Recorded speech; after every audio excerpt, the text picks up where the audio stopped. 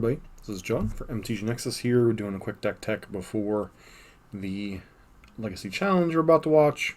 This is a deck almost card for card that we went 5-3 in the Showcase Challenge several weeks back. It's a little bit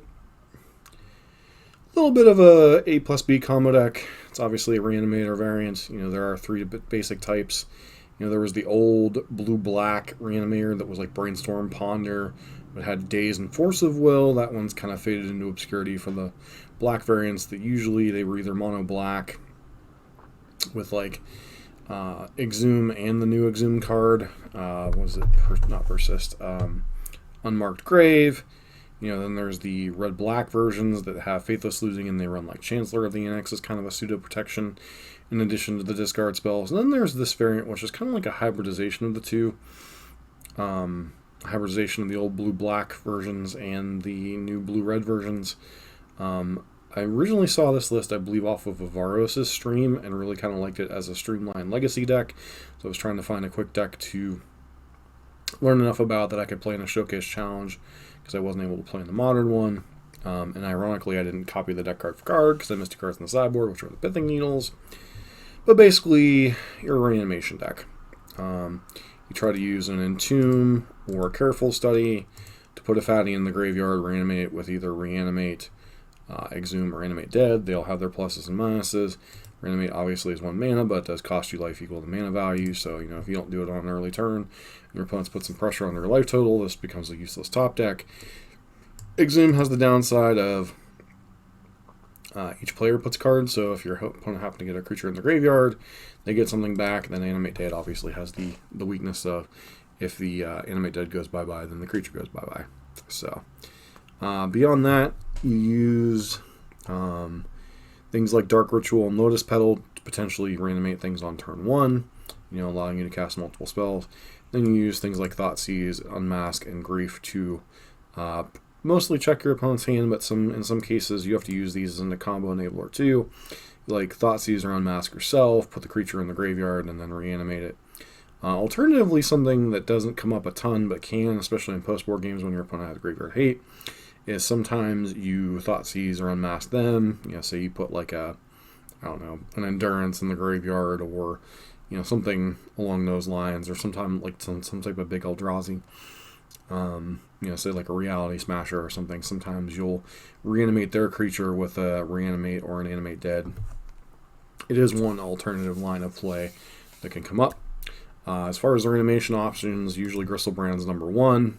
The red-black version usually runs like 3 or 4 Gristlebrand's, and then 3 or 4 Chancellor of the Annex, and then like some other things like Sire and Sandy and such. This version opts for Gristlebrand as the number 1 threat. Obviously, this is very hard for people to deal with. Not a ton of things in the format kill it, other than usually Swords to Plowshares. Archon, this is kind of a secondary threat, but in a lot of matchups, especially the Delverish matchups, when they bring in like Karakas and such, this card can get the job done. You know, it forces your opponent to sacrifice creatures or planeswalkers, forces them to discard cards and stuff. So it's not quite as powerful as Gristlebrand, but oftentimes Gristlebrand gets shut down by Karakas and other things, or they'll Pithing Needle your Gristlebrand. Whereas Archon, there's nothing really to shut down, and a lot of the same things apply. Like only really Unholy Heat is an additional spell that kills it once it's in play.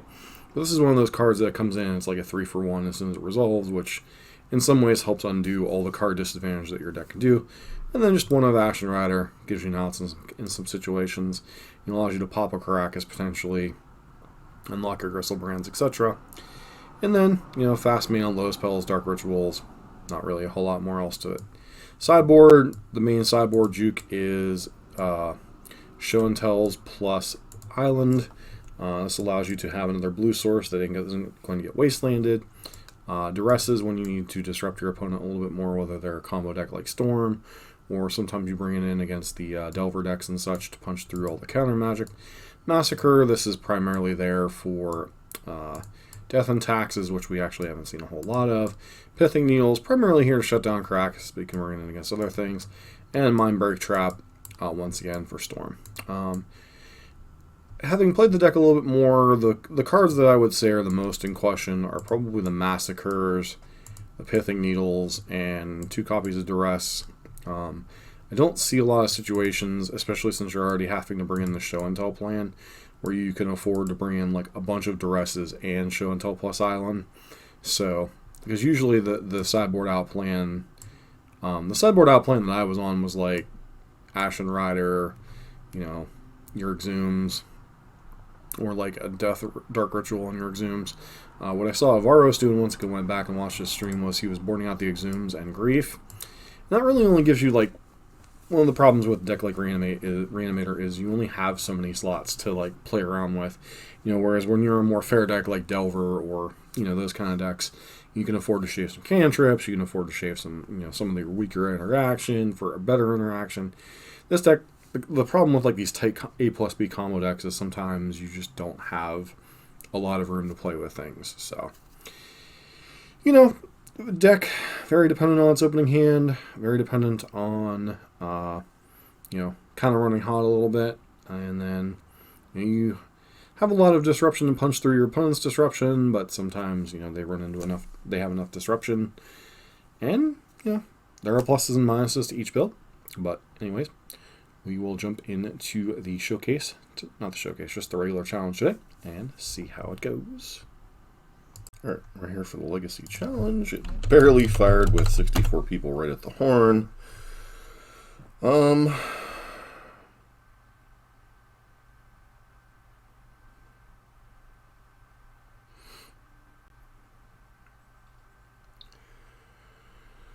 So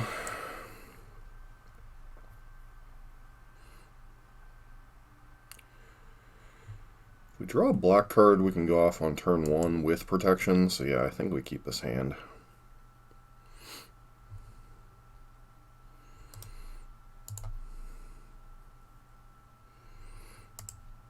And is also perfectly acceptable.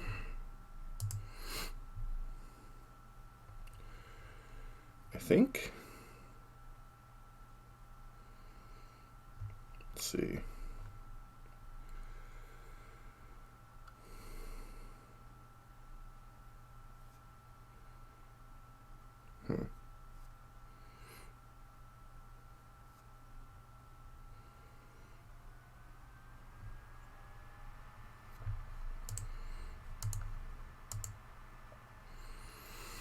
Thought we were doing something this turn, but just doesn't seem like it, even with the land.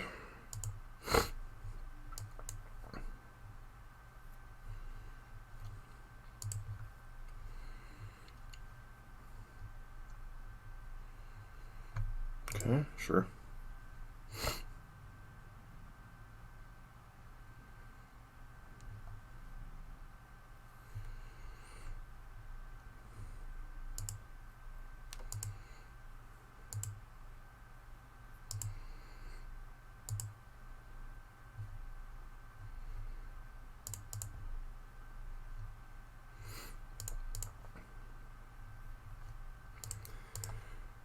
Unmask, pitching Archon.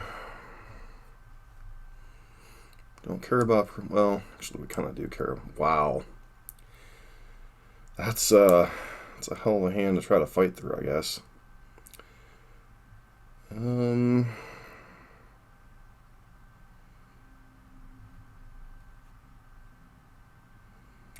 Wow. Just wow.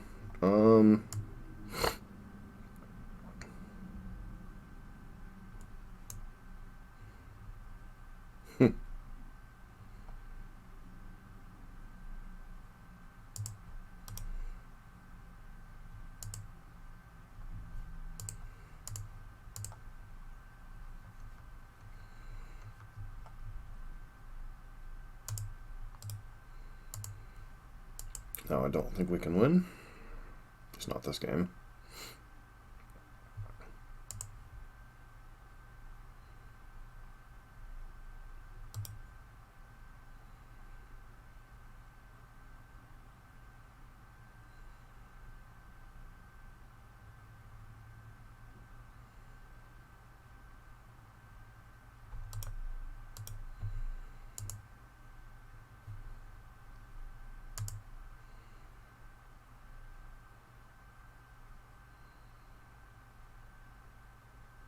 Wow, you wasted a prismatic ending on that?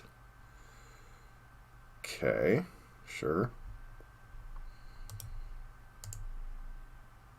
That seems overly ambitious, but whatever.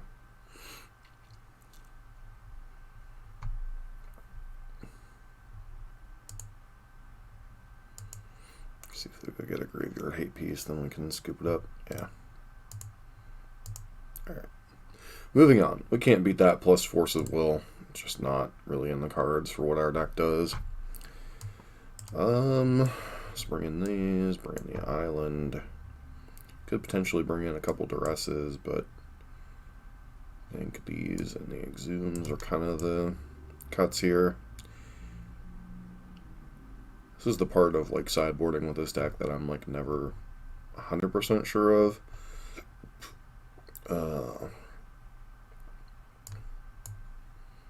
Bring in like a couple of duresses.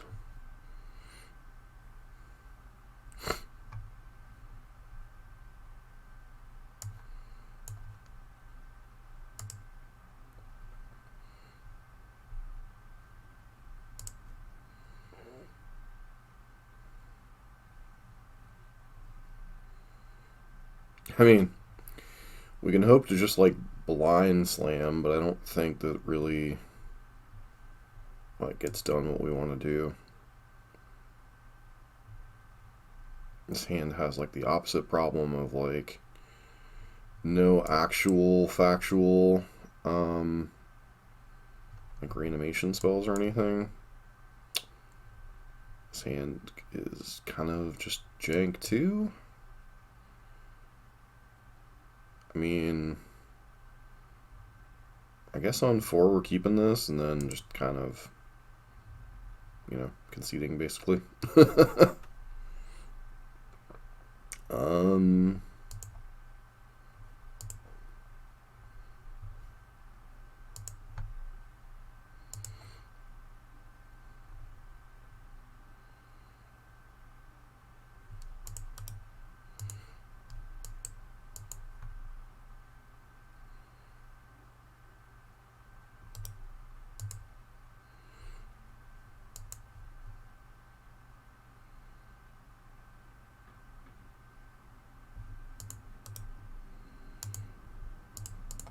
I mean, I guess we Thoughtseize here and kind of hope that we rip a fatty next turn.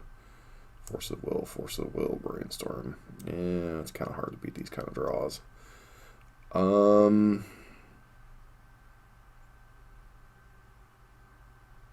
Especially on a mulligan to 4. So we take Murktide, take their clock down some. Also open up the possibility of us reanimating their Murktide too. Which, well, not the best plan.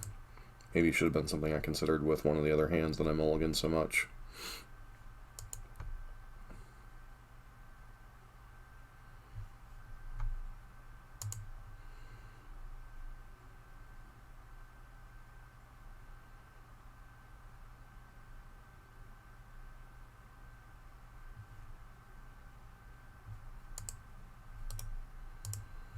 Again, I think we just pass here.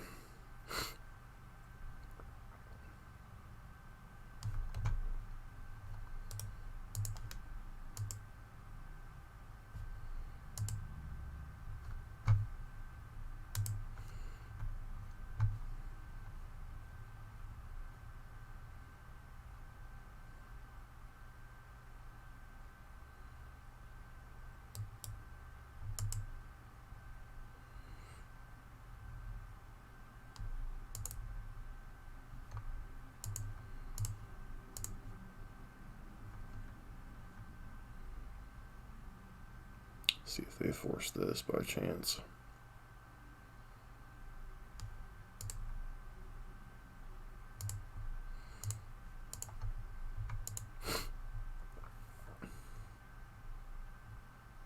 Huh.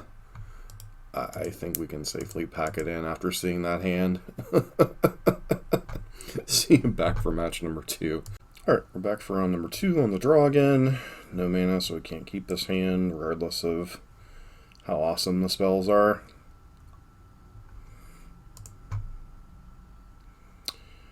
This hand just doesn't do anything.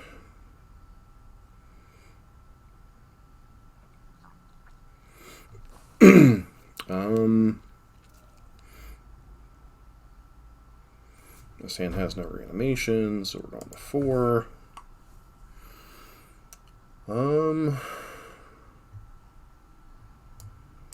This hand has a bunch of reanimation, but no... Yeah.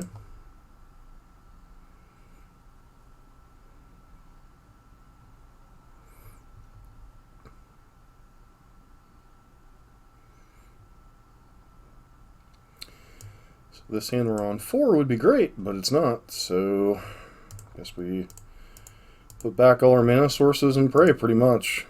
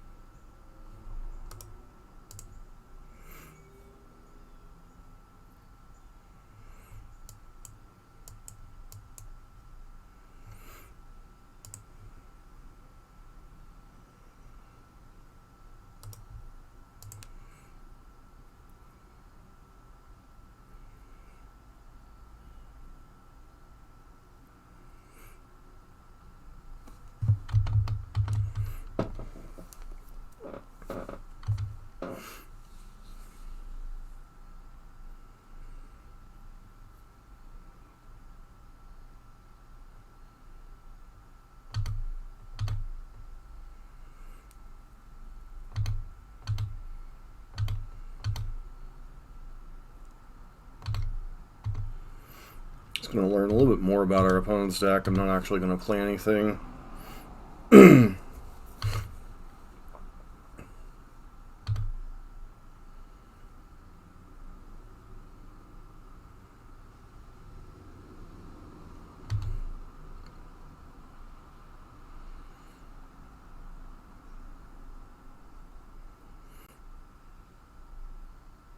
Really am beginning to feel like that one finish with Reanimator is like kind of punishing me, because like blind most of our opponents are going and getting graveyard hate or happen to have hands that are just like really good against Reanimator. Now, it's certainly a possibility that you know, it's just coincidence that this stuff's happening. But I mean, I try to look up my opponent's deck results if they have results on whatever. So you know, wouldn't surprise me if our opponents are looking at my lone results and going, oh, okay, he's playing Reanimator, da-da-da-da-da. The fact that we keep mulliganing poorly doesn't help either. Once again, Punka just went and got this in the dark, you know, because we did mulligan aggressively, so we're likely to be a combo deck. Okay.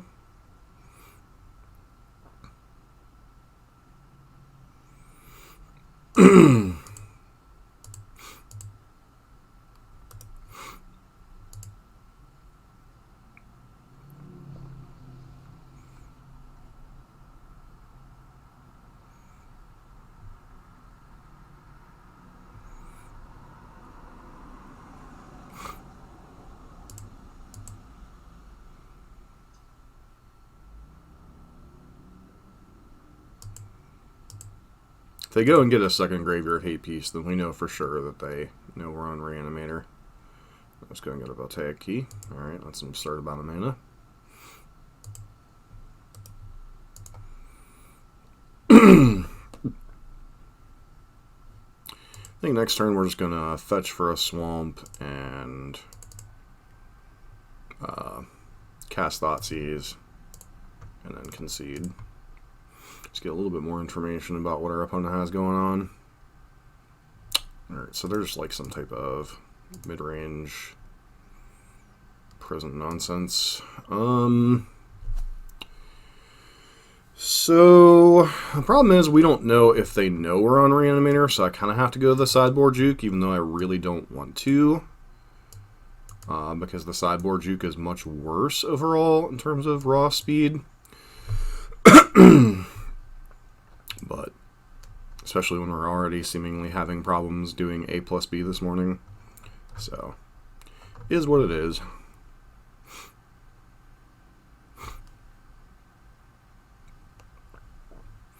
So the reason you board out Grief over Unmask or Thoughtseize or any of those is obviously Unmask and Thoughtseize you can use to Thoughtseize yourself, put a creature in the bin, etc.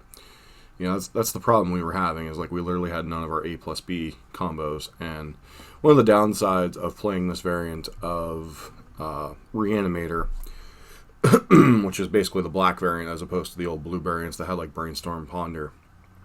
You know, they had Daze, Force of Will, which, you know, were fine protection spells. I do think the Thoughtseize Unmasked plan is better in terms of protecting your actual combo. I just think that this variant is a little bit worse in that, you know, obviously your opening hand kind of determines everything you got going on. And like, you know, we had to mulligan to 4 or mulligan to 3 there. You know, we had a hand that if we rip a, you know, say a swamp or something on the first turn, then what does this hand do? This hand has no reanimation spell, but is 1 land away from show and telling on 2. Am I okay with that?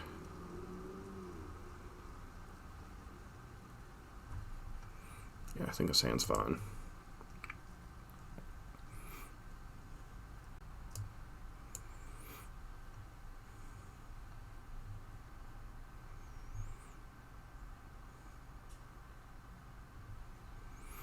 So I think we have to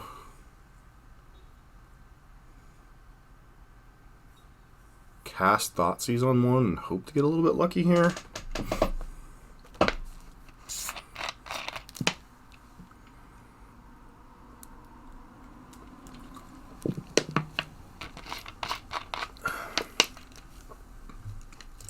So unfortunately, I have to fetch a Underground Sea. So if they're playing Wasteland, we basically lose on the spot, but I think we just have to Thoughtseize them, hope to take...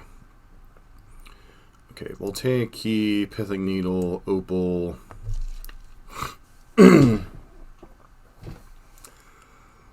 Well, Does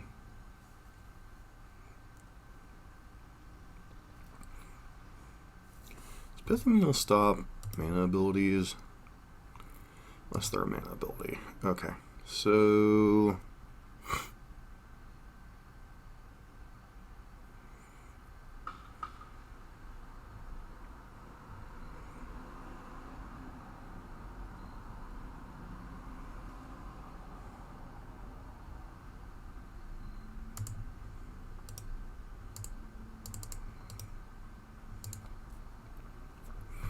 Hope to get a little bit lucky with the top deck here. Fortunately, if they put in Pithing Needle, you know, Gristlebrand just becomes a beater, effectively. Which isn't terrible, necessarily, but...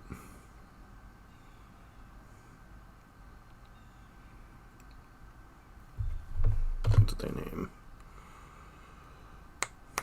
Probably Gristlebrand? Yeah. Opponent does know we're on Reanimator, unfortunately, but, you know. What do you do?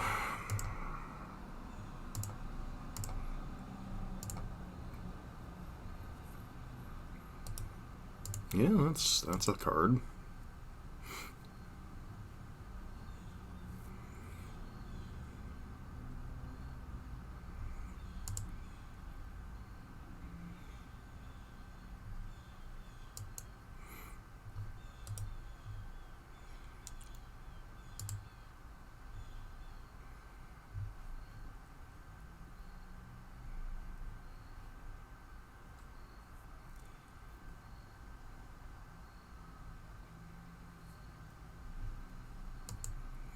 Why are they doing that?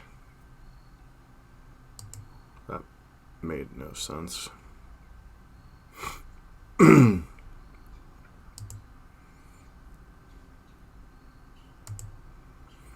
because they have Echo of Aeons, sure.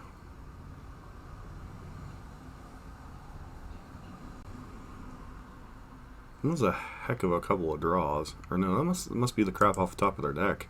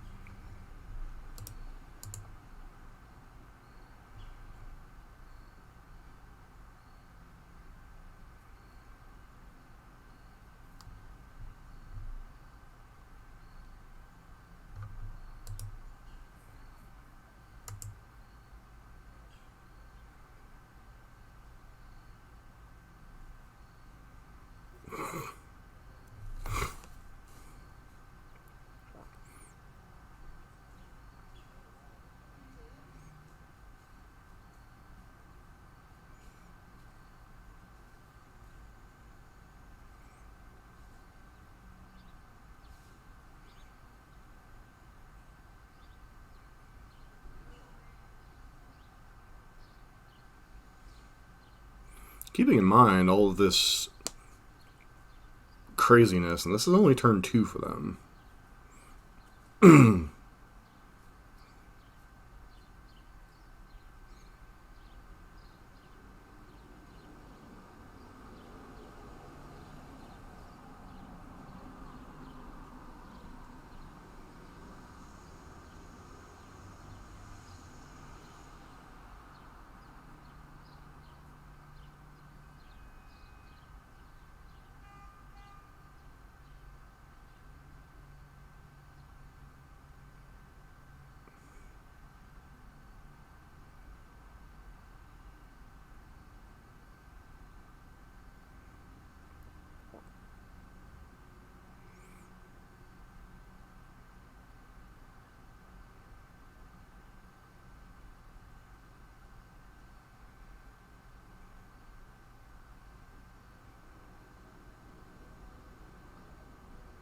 They mill a Karn. That's interesting.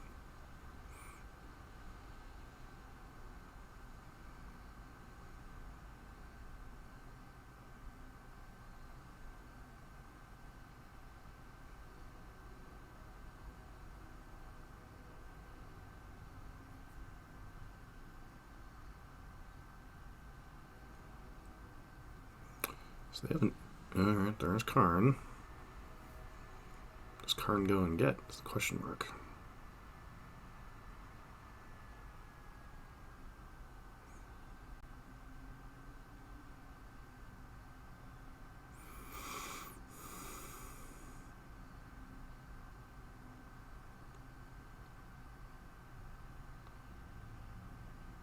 Goes and gets bridge, I'm guessing.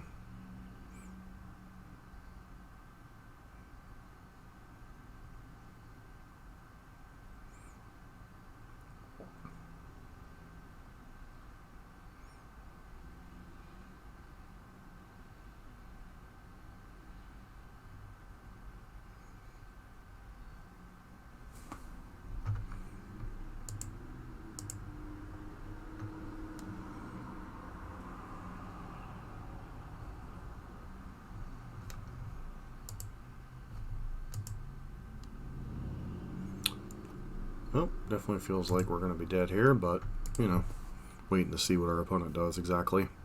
I'm pretty sure they have infinite untaps if they want, and can mill until whatever at this point, so...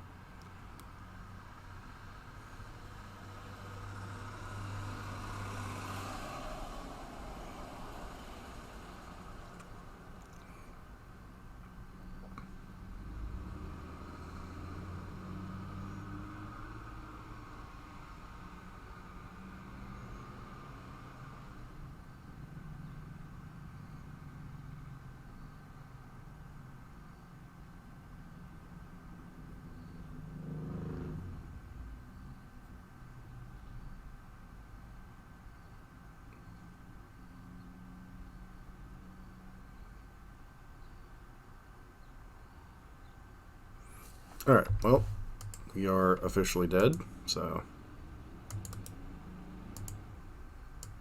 that was fun. So I died on turn 2. Alright. Not the best of starts. We're back for match number 3, hoping to pick up a win here. Yeah, this hand is the kind of hand you want to sign up for.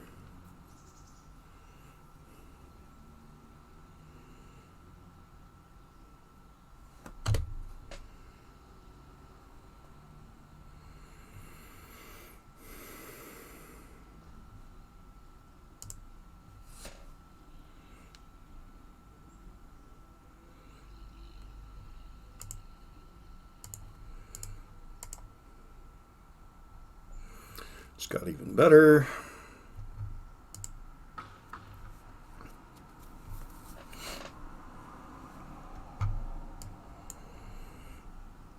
Brainstorming on one, sure.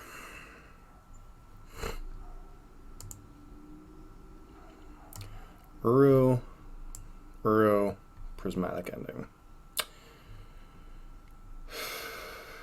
Prismatic ending is the only one that could be remotely.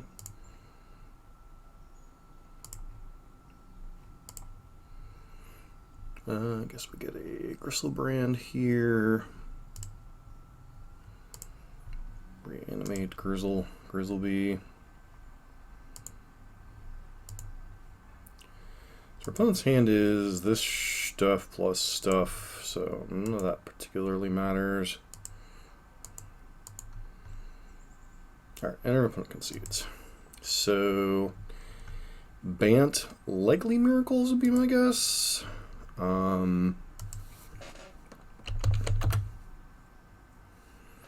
Just from the looks of things.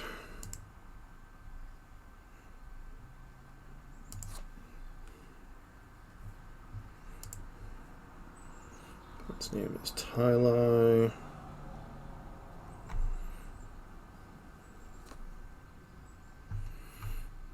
Alright, so we probably bring in the Show and Tell package, because I'm not quite sure what their,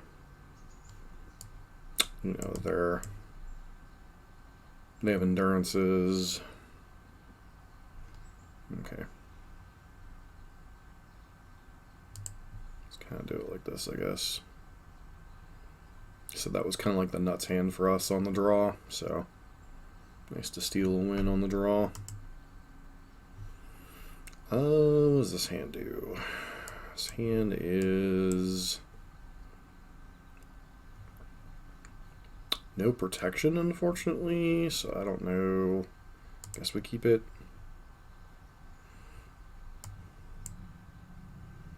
Like, it's a functional hand otherwise. Like, I kind of hope that they, like, counter my Careful Study. And they're, like, chilling on an Endurance or something.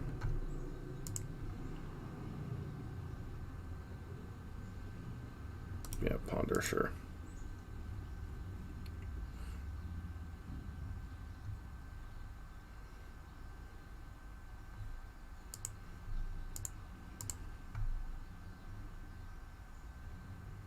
Don't think we just jam on one. That just seems dumb.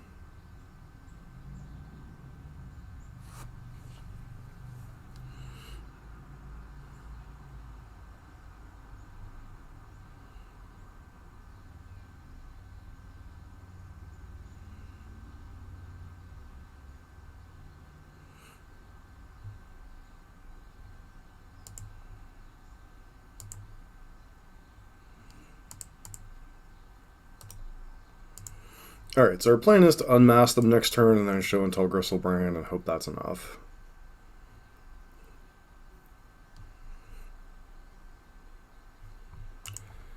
Of course, their deck is playing a frickin' Wasteland when it probably even shouldn't be.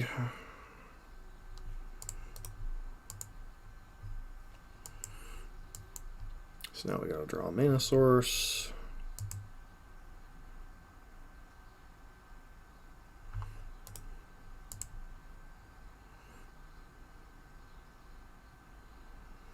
Instead, we just draw another Show and Tell. Seems about right.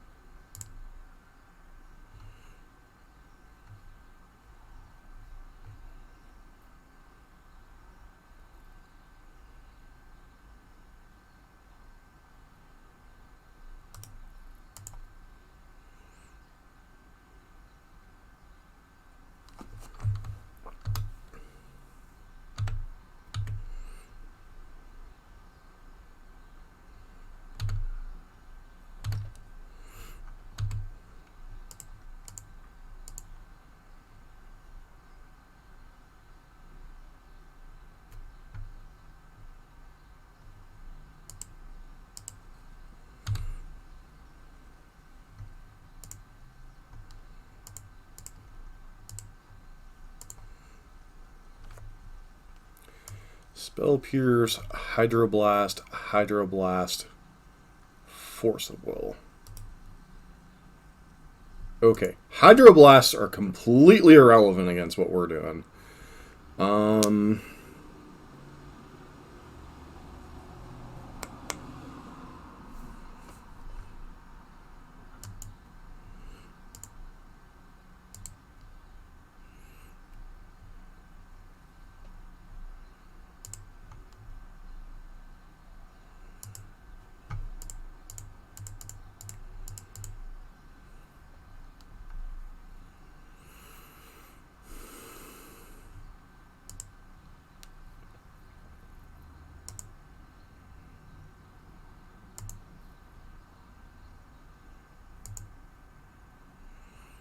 think they did that in the wrong order.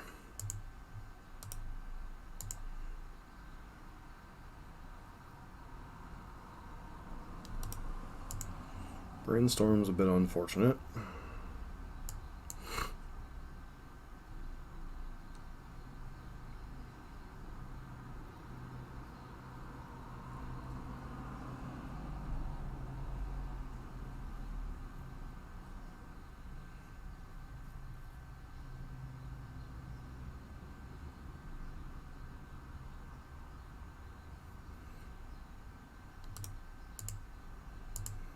Alright, so basically we lost to a Wasteland plan that really feels like their deck shouldn't even have.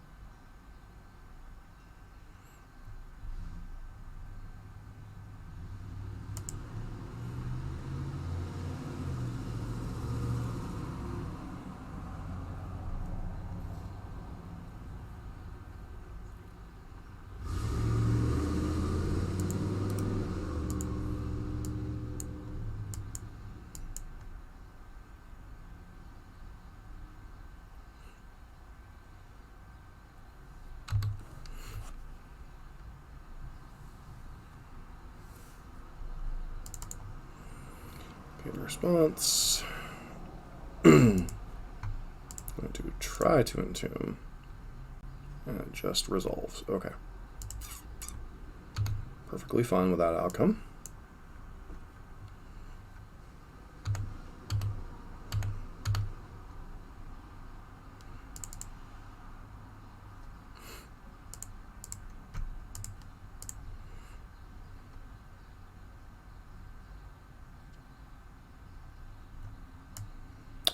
Life from the Roam, Days, Force of Negation.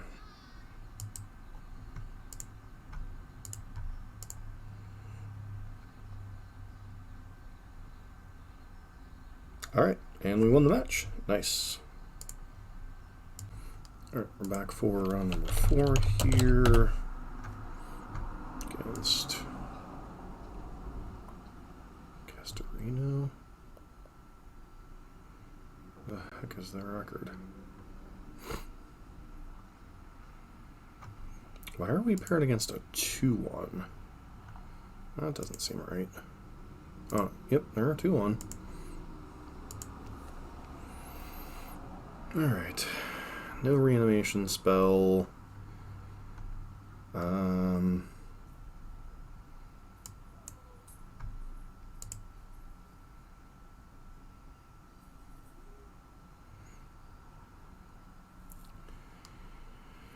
Sure, we'll go with this one. It's a bit risky, obviously.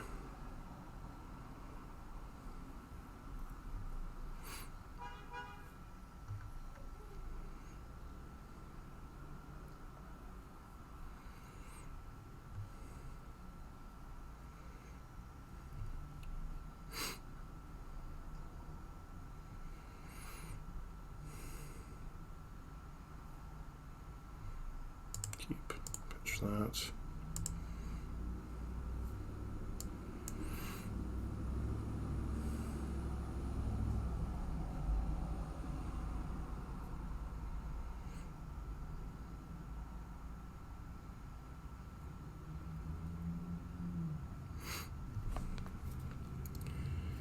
This is definitely an all-in hand, but don't really think we can afford to go to 5 the way we've been running today.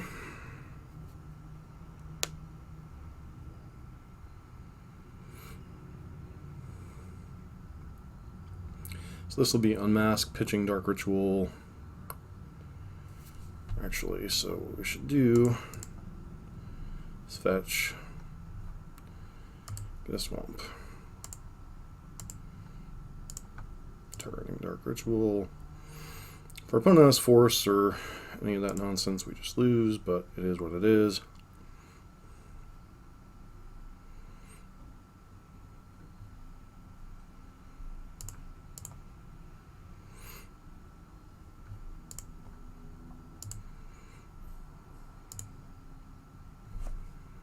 You have the force.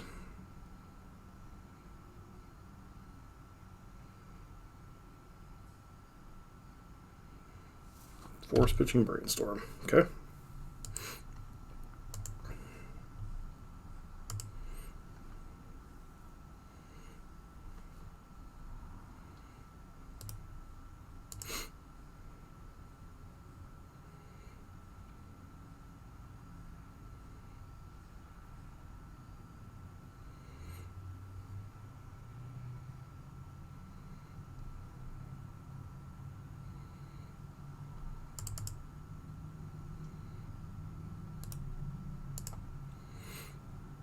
Okay, draw a mana source, unfortunately.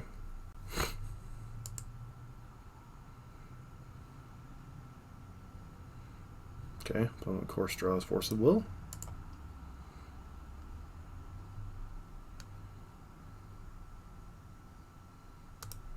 Sure, well, if we draw mana sources, we're in business. If not, is what it is.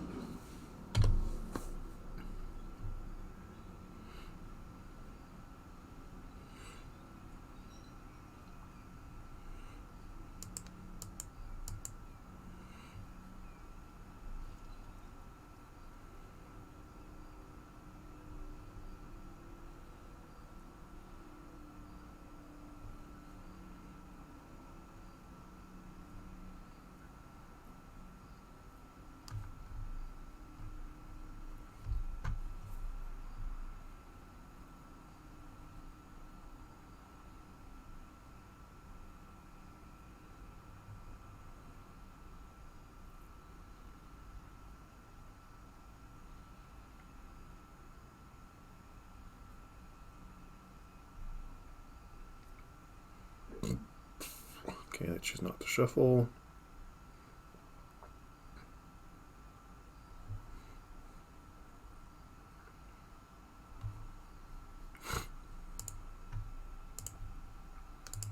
We already know this one ain't resolving, so we're just jamming.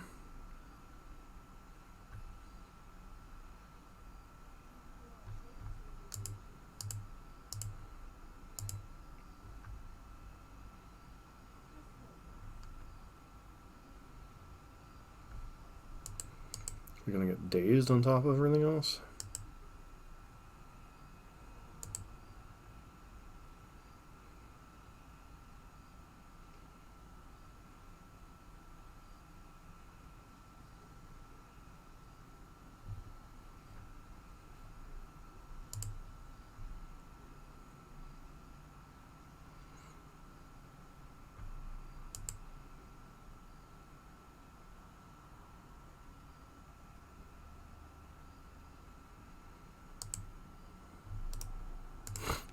Okay.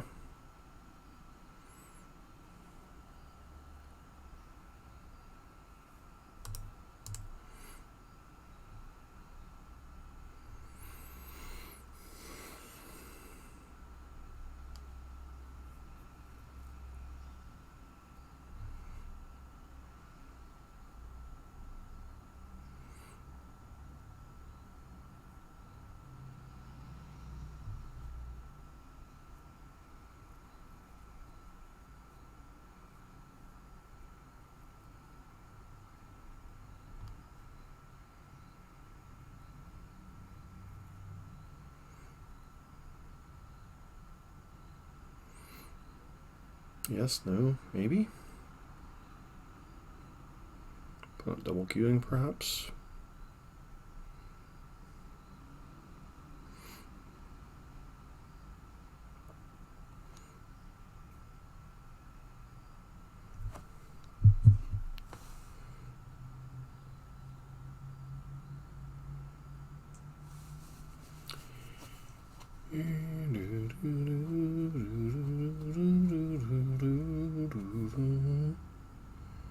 Yes, no, maybe.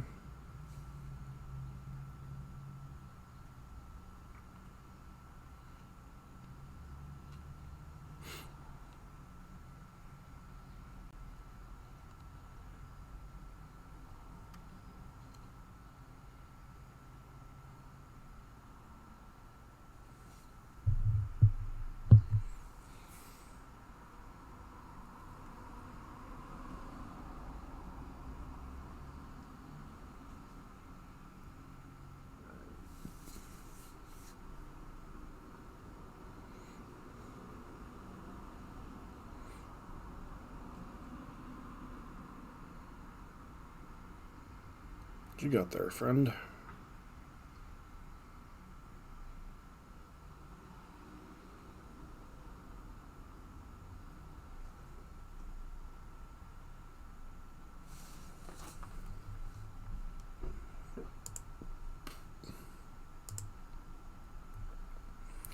When you find out who your friends are. Do do do do do do do do do do do do do do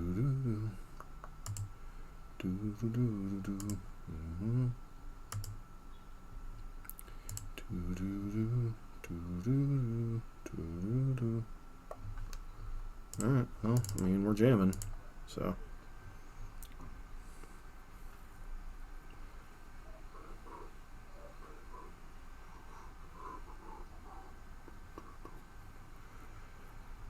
Yikes.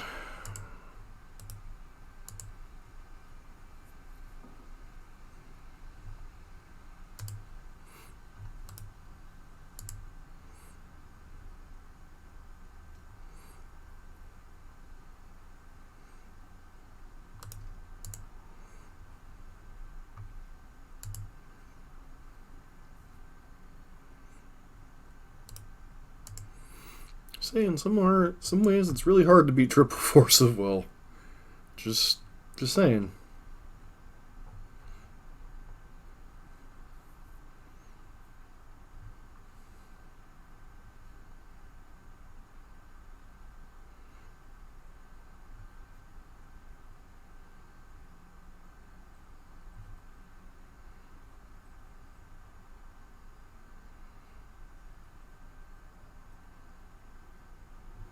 Yep. Reanimate's too late to the party. Okay.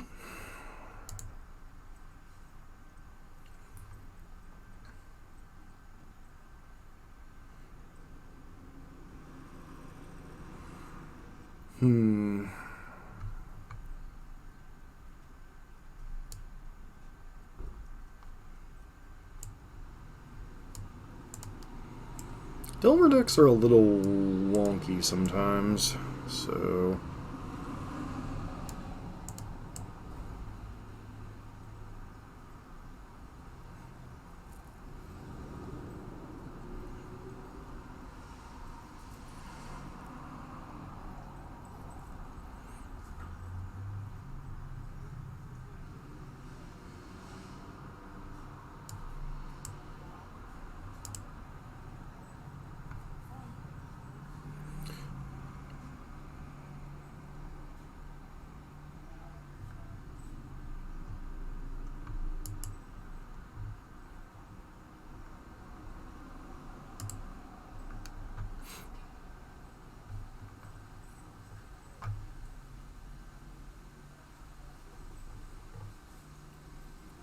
And once again, that's kind of the downside of this style of deck is just your opening hand really dictates, what we had going on there. Obviously, it didn't help that my opponent had triple force of will. It's just kind of hard to power through. I mean, granted, we got lucky they didn't have days or that kind of nonsense, but we still got hit by force of will, force of will, force of will. So, that's the thing is when you have a jam deck, sometimes your opponent finds the answers.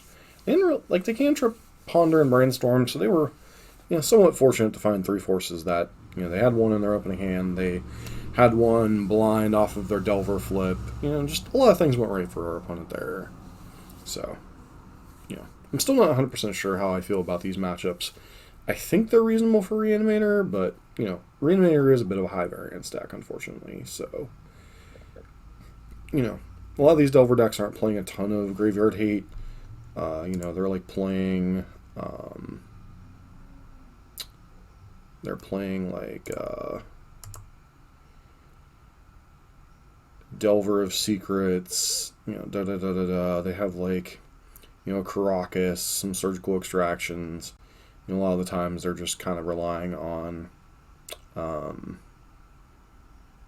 Just relying on various different counter spells more than anything. So I guess I would like to play first. This hand seems fine.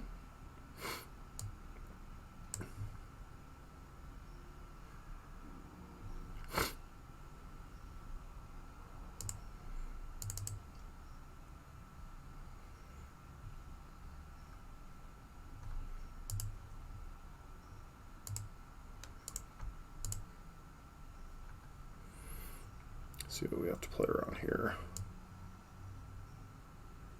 Wow, that's an ambitious hand. I'll put it that much.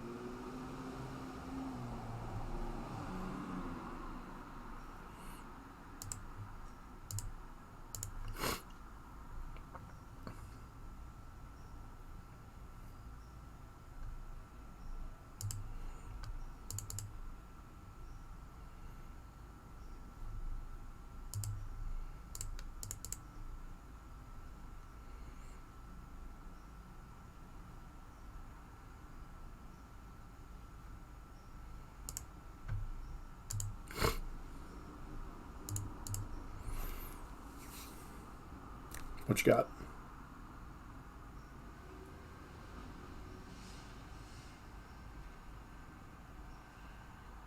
Seriously? Okay.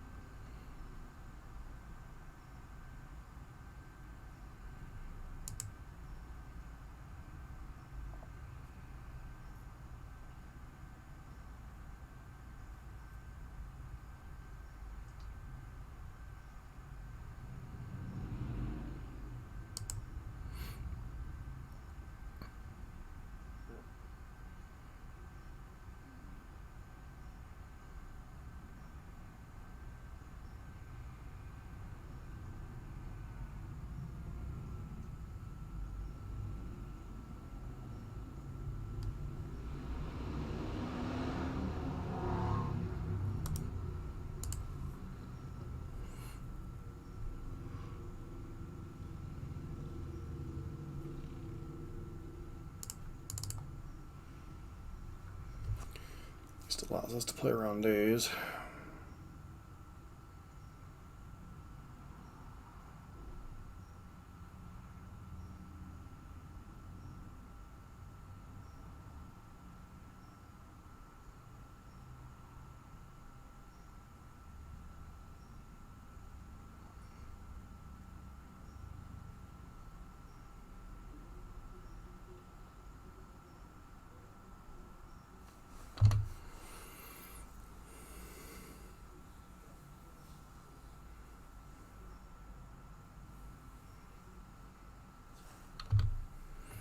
Come on, resolve.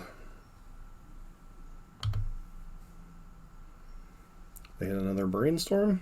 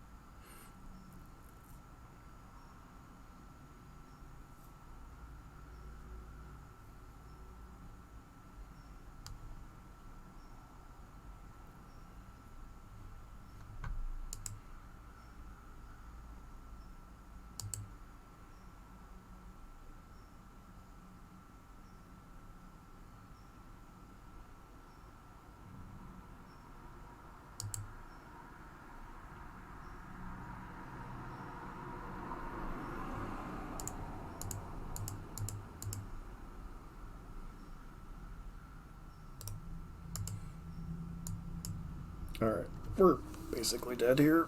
Twin the Caracas and only having Ashen Rider boarded out, and Caracas, we only have access to Bristlebrands that get answered by Caracas. So, yeah. Kind of hard to beat that when your opponent, like... That's the thing. You know, Magic is a variance game, obviously. We got hit by Daze. That was clearly the only top deck of our opponent's one turn window they had. And then our opponent had 6-7 looks between the brainstorms and such to find a Force of Will, Force of Negation, Surgical Extraction. It's just kind of hard to beat those odds. Even though we drew reasonably well in this matchup, just sometimes when your opponent just goes, answer, answer, answer, answer, sometimes you lose. See you for the next match. Alright, we're back for match number 5. Against Demonic Tutors. Yes, I'd like to play first.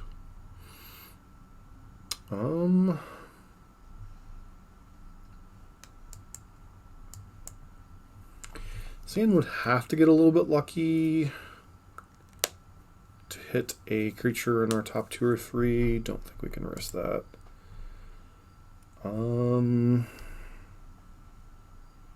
Sand's kind of got a similar problem, unfortunately.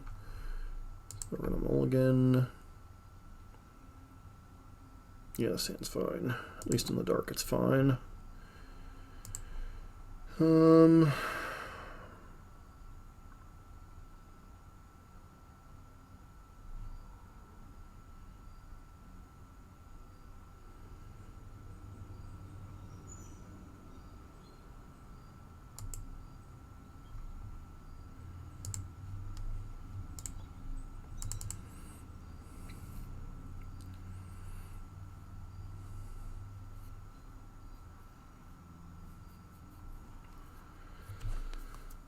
As conservatively as we can here, but I think we're just going to go get a Griselbrand and hope that's good enough.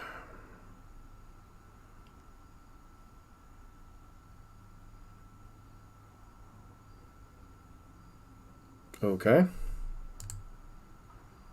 Not sure what that was about, but okay.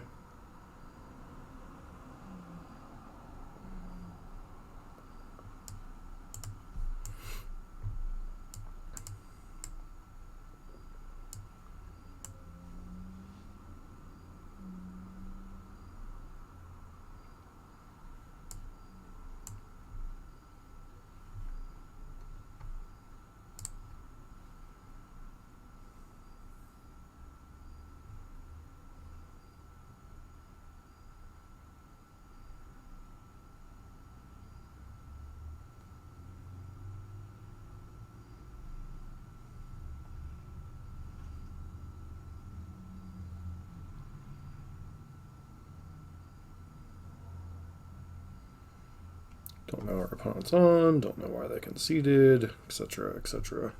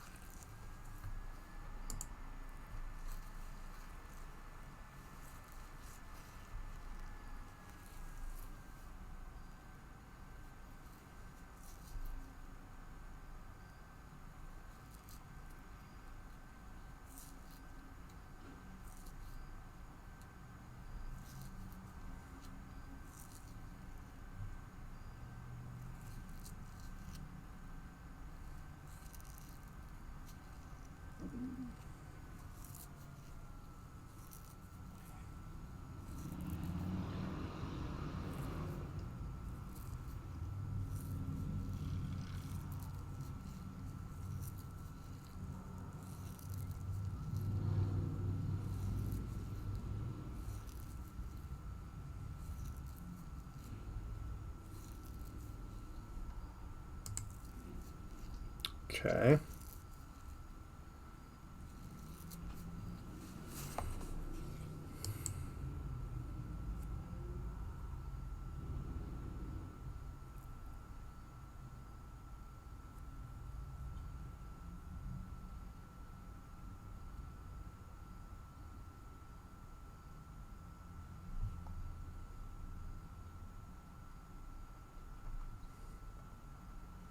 Start recording again if our opponent ever comes back. Guess they didn't. Alright, sure. We take our wins, I guess. Alright, we're back for round number 6, where we're 35th coming into this round, so we gotta win this game if we want to top 32. Our opponent is 2-3 as well.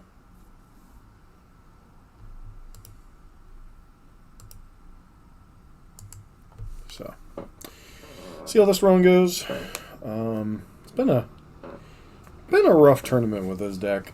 You know, we haven't run particularly well, and our opponent, at least as far as our mulligans, and some of our opponents have drawn decently well. That's one of the risks you take of a high variance deck like this. You know, in some ways, decks like this are somewhat like Burn. Like, the top of your deck is somewhat live. Like, you have certain draws that get you out of situations. You know. But a lot of the times, your opening hand kind of determines what your path to victory is. And then if your opponent has the right hate cards, well, you're in some trouble.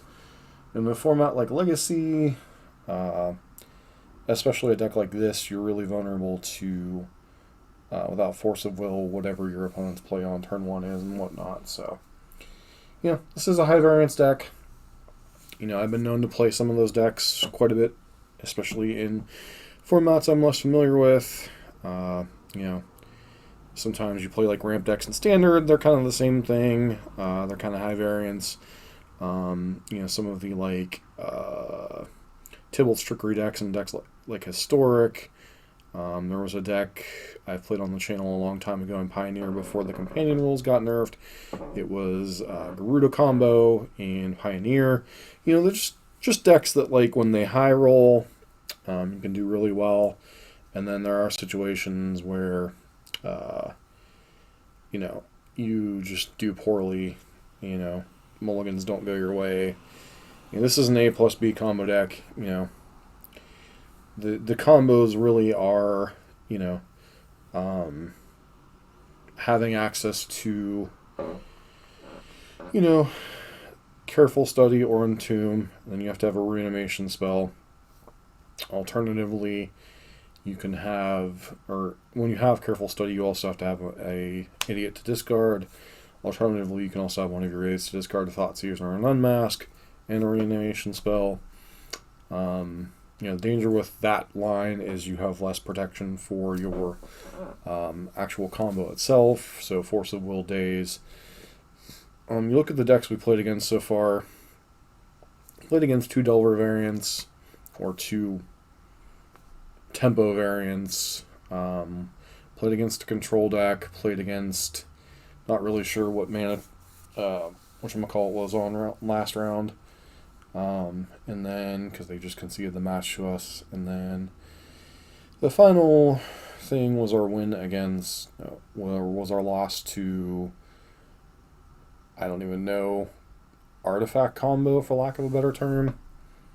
It was just like the Karn deck, the Narset Karn deck without seeing Narsets and whatnot. It was just like Karn plus like Grim Monolith, Basalt Monolith, Voltaic Keys, and they just like did a bunch of stupid stuff and then kind of went off, and then used Karn to go fetch Ether Flux Reservoir to win the game. So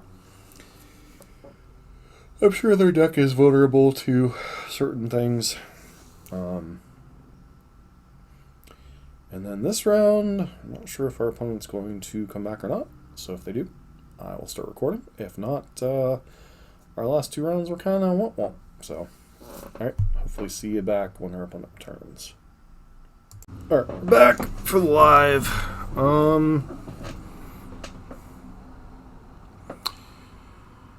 Think we can try this hand. Seems reasonable. Just need to draw a mana source. Or a reanimate and this hand gets really good.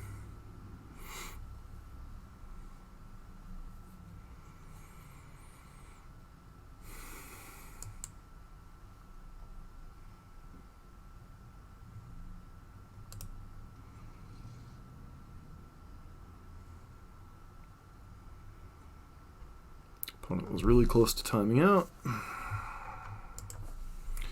think we're up against Delver.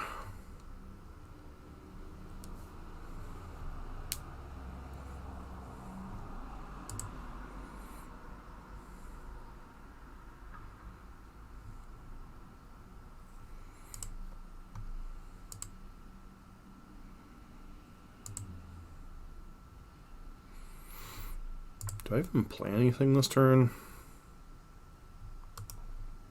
I think we pass.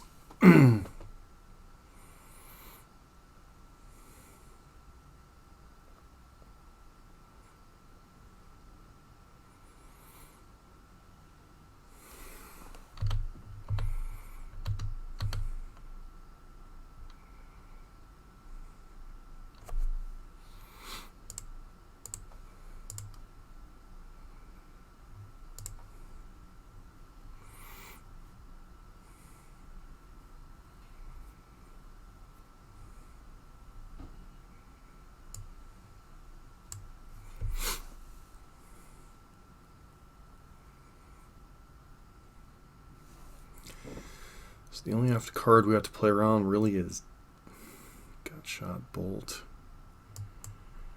So we just take days.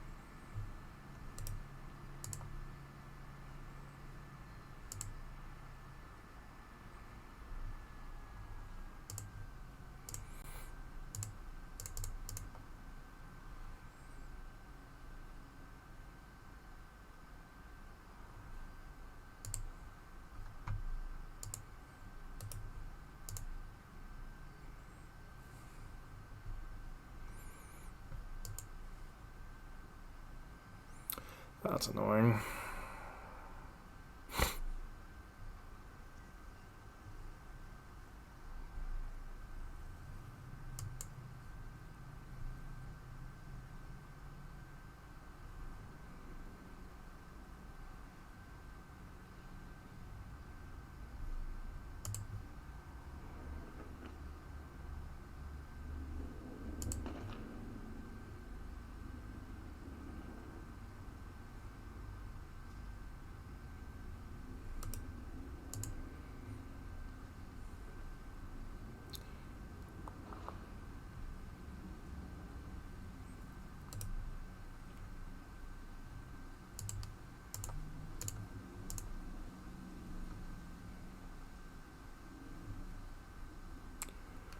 Force of Will, Force of Will. Well, that's a heck of a series of draws.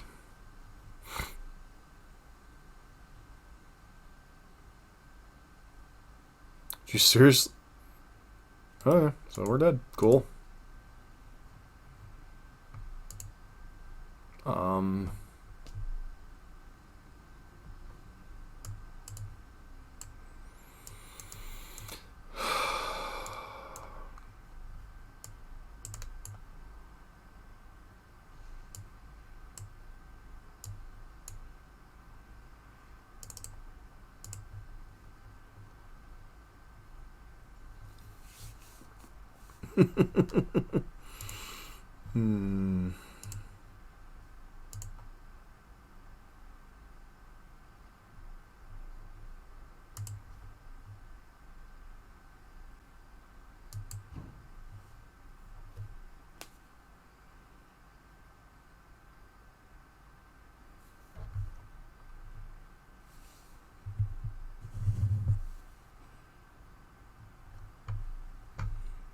Alright, I guess I'd like to play first.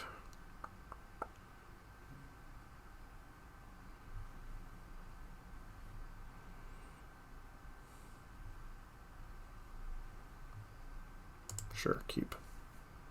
Hope they don't have Wasteland, I guess.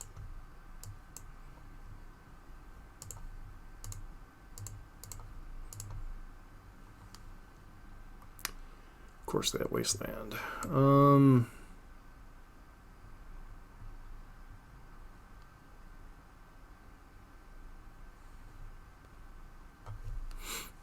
Don't care about Bolt.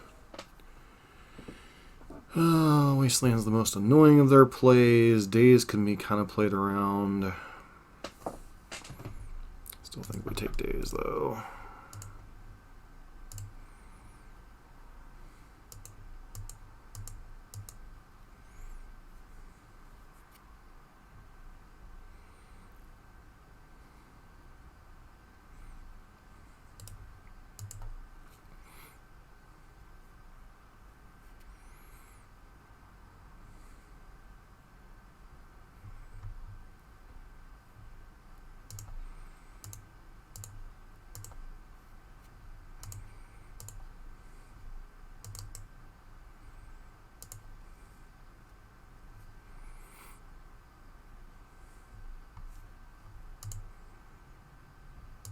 Alright.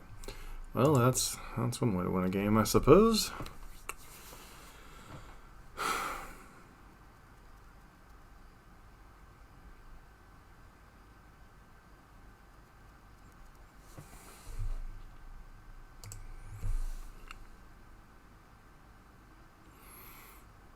So if they would have wastelanded us on one, we would have lost the game, basically. Or at least been in a really bad spot.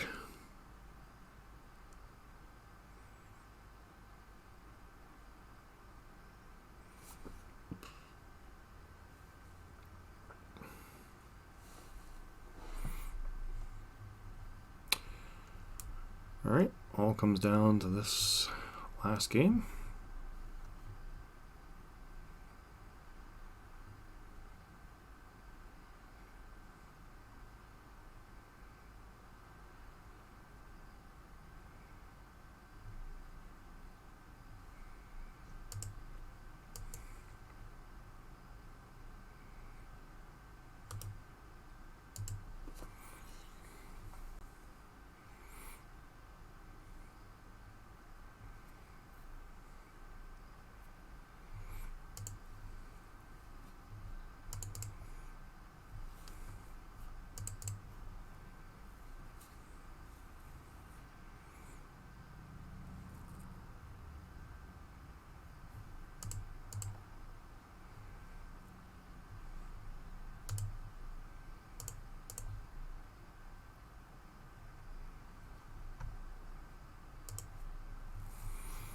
Do they counter this is the question mark.